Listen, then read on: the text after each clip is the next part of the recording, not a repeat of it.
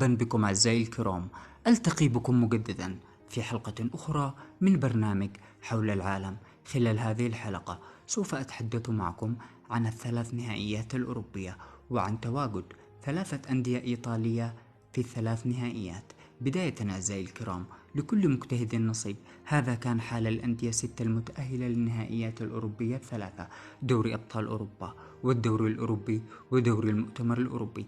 آخر البطولات المستحدثة خلال العام الماضي، الأندية الإيطالية كان لها حصة الأسد في تأهل ثلاثة أندية من ممثليها للنهائيات الثلاثة: إنتر ميلان في نهائي دوري أبطال أوروبا الذي سيقام في مدينة اسطنبول في تركيا، وروما في نهائي الدوري الأوروبي النهائي الذي سيقام في مدينة بودابست في المجر، وفيورنتينا في نهائي دوري المؤتمر الأوروبي الذي سيقام في مدينة براغ في التشيك.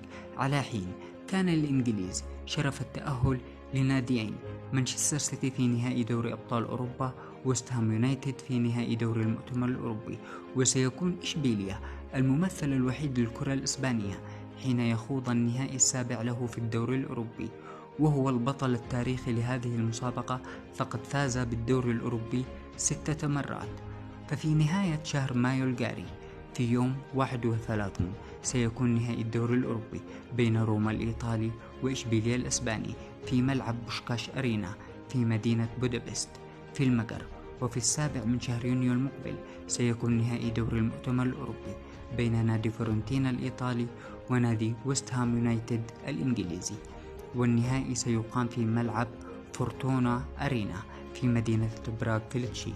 وفي يوم 10 من يونيو المقبل سيكون نهائي دوري أبطال أوروبا بين مانشستر سيتي الإنجليزي وإنتر ميلان الإيطالي الذي سيقام في ملعب أتاتورك الأولمبي في مدينة اسطنبول في تركيا.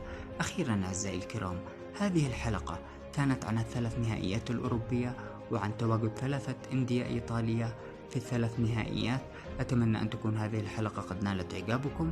أشكركم على حسن المتابعة. تحياتي لكم جميعا أعزائي الكرام.